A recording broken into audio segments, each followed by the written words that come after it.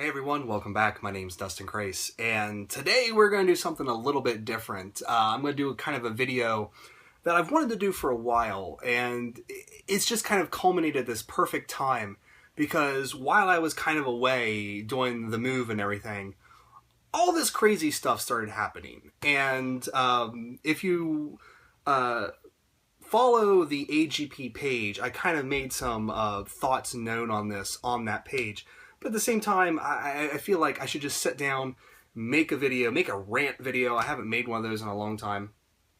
And just sort of talk about these things. Because it's a crazy time.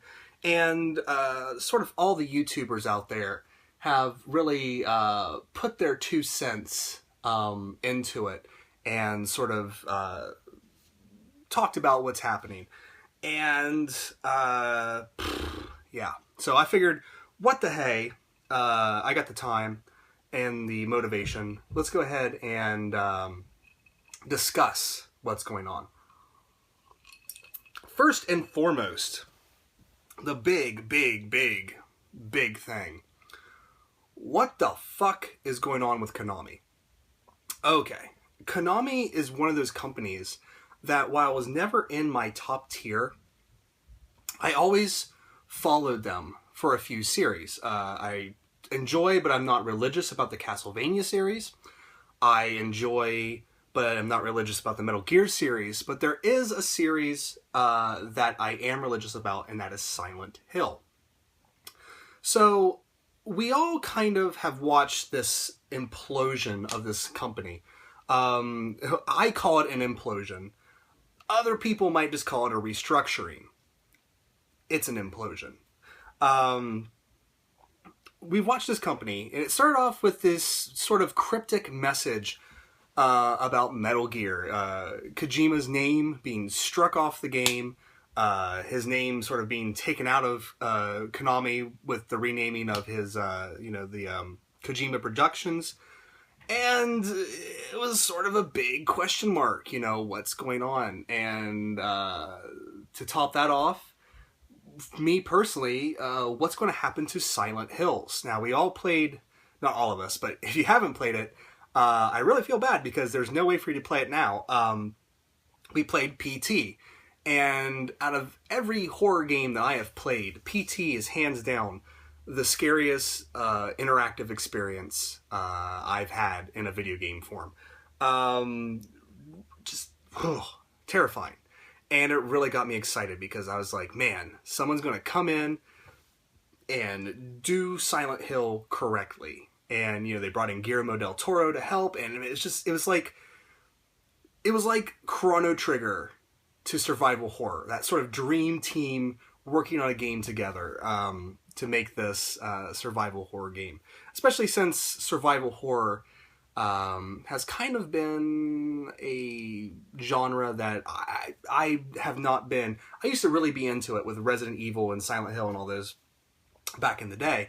But here recently, I just feel like the genre has kind of forgotten itself a little bit. So, especially after playing The Evil Within, I was just like, I'm done with survival horror. But Silent Hills and PT kind of brought me back into it. And lo and behold, all of a sudden, Silent Hills canceled. And it's just like, what is going on with Konami? What is going on? And then all of a sudden, we get this press release that instead of focusing on console gaming anymore, they're going to be exclusively focusing on mobile games. Now, I like some mobile games out there. Like right now, I'm completely addicted to Star Trek Trexels. I like ports of old 16-bit, 32-bit RPGs on mobile. It's fun to sort of play, the Super Nintendo versions of Dragon Warrior, or I should say Dragon Quest, I'm sorry.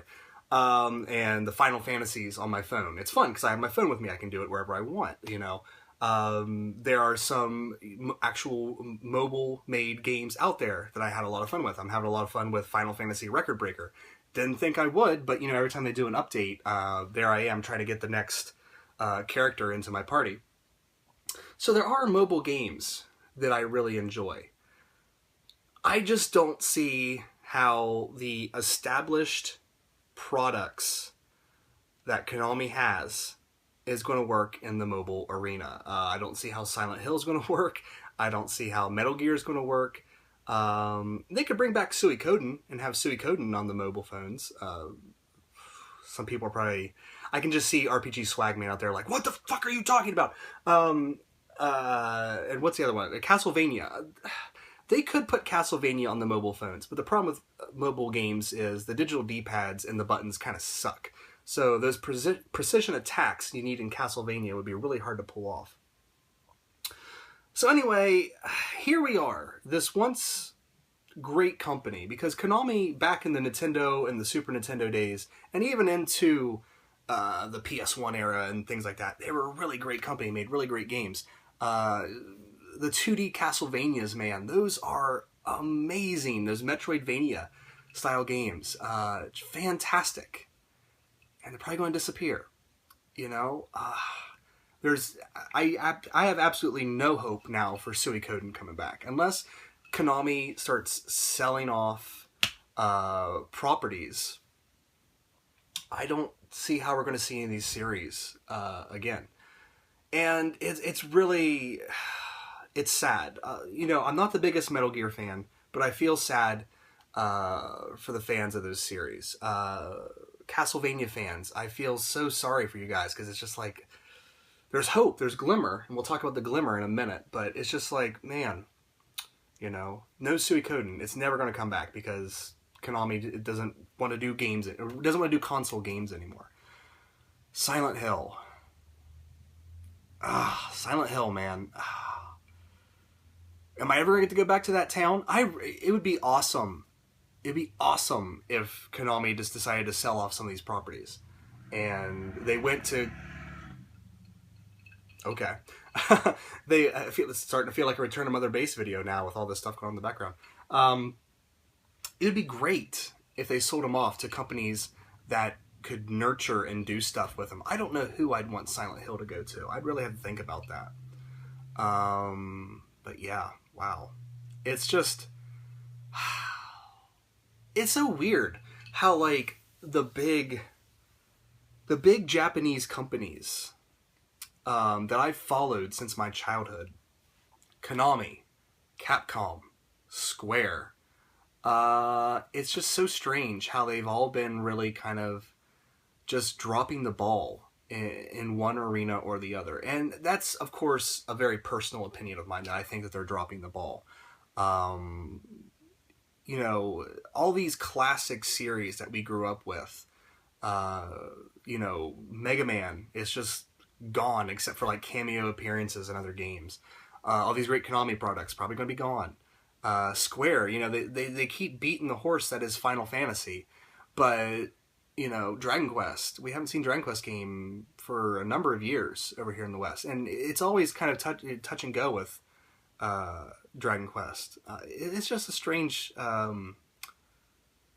state of affairs, and I kind of want to know what you guys think about it. Personally, for me, Capcom really has nothing for me. I don't even know when the last Capcom game I bought was, to be honest with you. Last new Capcom game, to be honest with you. Probably Resident Evil Revelations, and I traded that shit back in.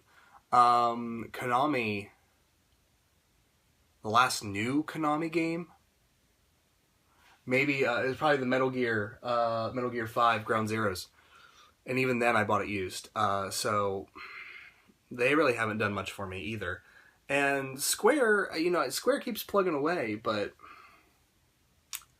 I don't know. It's just, it's kind of weird to see these giants. Even you can even make the argument of Nintendo not really doing what they used to do. Even though if you're a Nintendo fan like me, you still think, oh, it's great. You know, we're getting new Zelda, we're getting this, we're getting that. Wii U's awesome. But for the most people out there, they're like, man, Nintendo is just not what they used to be. So it's so strange how these companies have just kind of lost themselves. And I don't know if it's like an issue of being too big, like one of those too big to fail type things, but it's just a strange thing. But there's this crazy thing out there called Kickstarter. And I have now witnessed two very classic series making a comeback. And one is Mega Man in the form of Mighty Number 9.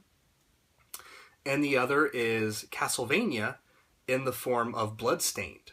And both of these projects, they went up and got funded like within a few hours of being up. If that doesn't show these companies that there's still a demand for these style of games, I don't know.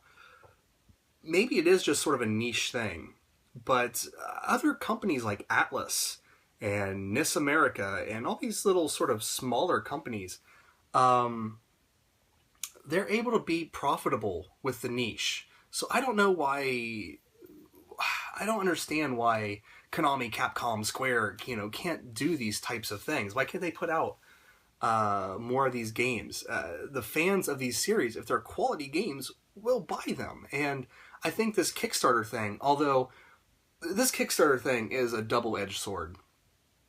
It really is. Because on the one hand, things that people want, like Mighty Number 9 and Bloodstained and things like that, those are going to get funded like crazy.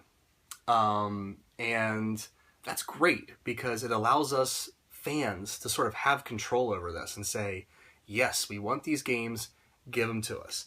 The problem is companies like Capcom and Konami, and I'm not entirely sure that this has happened yet, but I can see it happening. Let's say Square Enix wants to bring out Dragon Quest VII over in the West.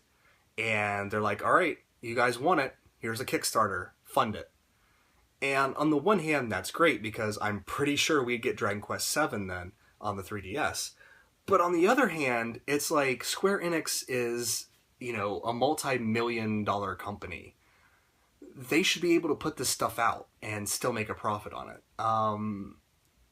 Do limited print runs. Do, on-demand games. Make it a little bit more expensive. But, if you want it, then just make the one cart and ship it out, I'm sure you would sell a bunch of carts.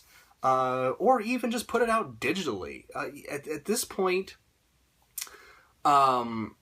at this point, I would rather have a digital version of a game than to not have the game at all. If they made Dragon Quest VII on the 3DS shop only, fine. Fine, because I have a physical Japanese copy. I have my physical itch scratched. I just want to play the game in English. And there are people out there working on an English fan trans, but as far as I know, the 3DS isn't hacked yet, so we can't really use R4 cards and things like that. Correct me if I'm wrong, but I'm losing light. It's getting dark, and I don't have the lights up in the game room yet. I've been so lazy. But anyway, I do think that this is great, this Kickstarter thing, because it allows us to have control over the game. So that being said, I funded Mighty Number 9. I did not fund Bloodstained, because the creator of the game was very upfront saying, we already have a publisher, we're just gauging interest and getting a little extra money because they're not able to fund it all themselves. That's fine, but you already have a publisher, and no doubt that thing's going to get funded. So when you guys make the game, I will purchase it. But as far as funding a Kickstarter when you guys have already had a publisher, that gets into that little gray area that I don't really want to get into, where I think companies should be able to do this kind of stuff. Mighty Number 9 started out as a very indie project, although it might have been more stuff going on behind the scenes than we knew. But, it was a great big groundswell of grassroots, initiative. And then, I don't know, maybe a month and a half ago, they announced that Deep Silver is going to be publishing the game, which kind of great for them, but it kind of took the wind out of my sails a little bit, because it's like, I liked it being this indie project, just these, the creator of the game and just this little team putting it out against the odds, giving people what they want, which is in their Mega Man game, and to have a big publisher like Deep Silver, which I'm not exactly sure how big they are. I've seen their name on a bunch of games, so I'm assuming they're kind of a mid-level publisher. But even then, it just kind of, I don't know, it just kind of took the wind out of the sails a little bit. So it's great in that these things are getting funded, but I worry that the corporate interests, because corporate interests always fuck things up. Look how great YouTube used to be. I mean, it's still a lot of fun to do. But, you know, now you got people making money off ads. You got people making money off Patreon. It's become...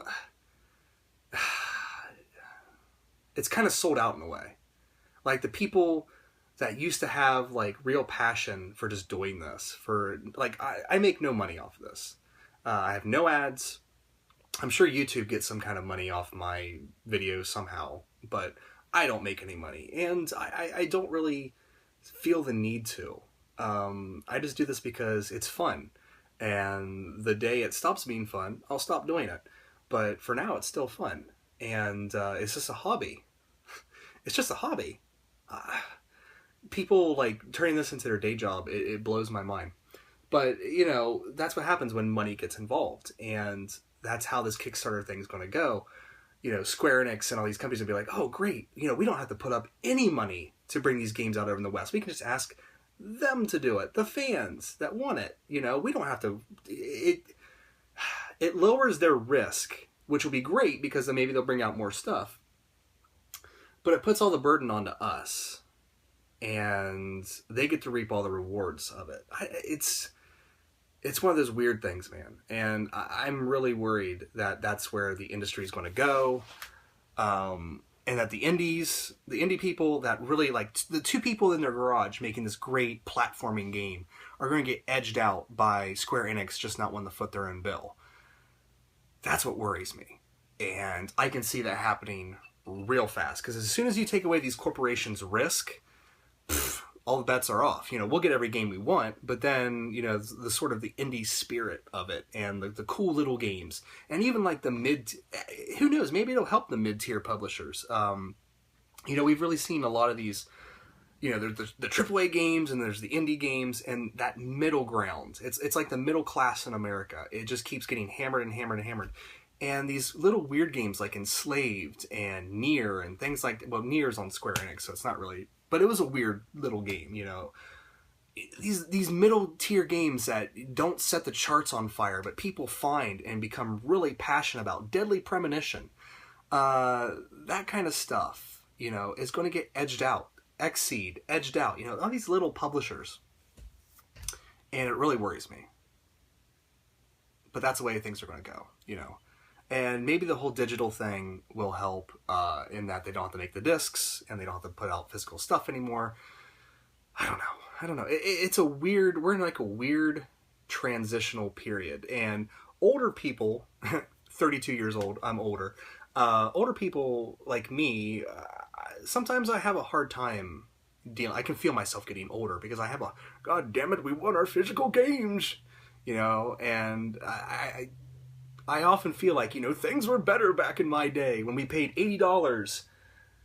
Where is it? Where is it on the shelf? Right here. I paid $80 for this game in 1994. Okay, 1994. Was it 94? I think it was 94. We'll just say 94. 1994. $80 was a lot more than $80 is today. And, God damn it, things were better in my day. You know, and now you can wait on a game, like, wait a week and it's down, you know, from $60 down to $40.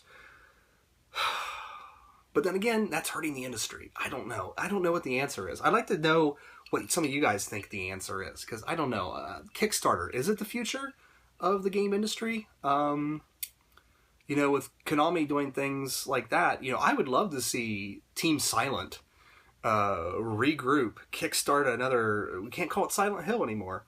But kickstart another, you know, another Silent Hill style game. Or Kojima. Maybe he'll go out and make a spiritual successor to Metal Gear Solid. Or, good God, maybe he'll make another Snatcher. I still haven't played Police Knots yet. I kind of don't want to now, because now, like, all my hopes for another Snatcher or Police Knots are just completely dashed. Completely dashed, because Konami just doesn't care. All right. Anyway, this is not like Konami's not going to die. They're just changing focus. They're going to mobile games and their sports stuff, and there'll still be a Konami. But for all of us gamers out there, none of us will care because we'll have moved on. And it's going to be interesting because Castlevania, Silent Hill, Metal Gear, I want to say Suikoden, but it's been dead since the PS2 era. All these properties have to make money. And what are they going to do? Just make mobile games? It's a weird state of affairs. And I just wanted to talk about it. I don't know what else to say. I mean, it's so strange how, like, sometimes you can be really, like, optimistic about video games and be like, oh man, look at all these great games coming out, you know? And then stuff like this happens and you get entirely pessimistic because you feel like your childhood is disappearing. Someone should kickstart their own version of Dragon Quest, like a Dragon Quest inspired game. There's all those ones out online, you know, like what Dragon Warrior Legend and things like that. If you want to get your Dragon Quest fix, there's ways to do it. Square Enix shakes my head. Oh, that's another thing. Let's go ahead and talk about that. Dragon Quest fucking 8 is going to be on the 3DS. Now, one, they missed an opportunity because that thing would have been amazing on the Vita, and you know I'm right. It would have been even more amazing, like an HD remake on the PS4 on that big screen. Anyway, Dragon Quest 8 on the 3DS just announced. Do you think we're going to see that in the West? I hope so. I really do. But my spider sense is tingling, and I'm going to say no. Meanwhile, Final Fantasy X has got its third HD re-release. If you guys watch my Final Fantasy X discussion video, you know my thoughts on that game. I'd much rather have Dragon Quest 8. Like a million times. I'd rather have it. But anyway, that's just more of my personal frustrations that I'm venting on YouTube because, why not? Why not? So, anyway, what's next? Me and the boys are in discussion of getting the next episode of Another Gaming Podcast recorded. We're trying to figure out when to do that. Down below is a bunch of links. If you haven't subscribed to Another Gaming Podcast yet, please do, because we have a lot of fun doing it, and a lot of people have a lot of fun listening to it. There's also a link down there for the Facebook page of Another Gaming Podcast, and yes, we messed it up. It's a fan page and not a community page, and it's hard to interact with on it, but that is where I post most of my video games thoughts and ramblings. I don't do a lot of that on my personal Facebook page. I do it all on there. So if you're, sending me friend requests thinking I'm going to talk about video games all the time, I don't do that there. I do it on the AGP page. So go like the AGP page, and then we can interact through there. It's a weird thing of me trying to keep a step back from YouTube, because people get way too wrapped up in YouTube and YouTube drama, and I try to stay the fuck back from it, because it's not, I enjoy doing this, I enjoy talking to you guys, but this is not my complete life. I got stuff outside of this, and I don't need the drama. So that's just sort of my way of keeping a little bit of distance, but at the same time still interacting with you guys. So if you want to get more of my thoughts on video games or what I'm playing or things like that, go like the AGP page. And Steven and Chance also post on there periodically, but Chance hardly ever posts. He's lazy. You're lazy, Chance. You're on notice. Anyway, I think that's it. I think that's it for this video. Got some more ideas, some requests of videos that I'm going to try to do, although it's been a while since I've done some of them. I have an idea. Someone said something about a Cooking with Dustin, and it's been like a year since I've done a Cooking with Dustin, and I have an idea for one, but I just need to get the free time to do it. It's so hard. It's so hard getting that time to do that. So I have an idea for that. The Drinking with Dustin videos, I might bring back every now and then. but they were really overtaking the channel when I was doing them, because it's just easy to go out and buy like a 6-pack, or just make, like, now the stores allow you to make your own 6-pack out of all these different beers, and it's just like every day I was filming one because I was drinking a new beer every day, and it just overtook the channel. So maybe sometime I will bring that back, but not in the frequency that it was. But other than that, got some games going. We'll get those done, do some discussions. Starting to get a stack here of stuff for a pickups video. Maybe I'll do that eventually. Probably not for a while though, because it's kind of a piddly stack. But yeah. So anyway, that is it for this video. I want to thank you guys so much for watching. Take care, and I'll see you next time.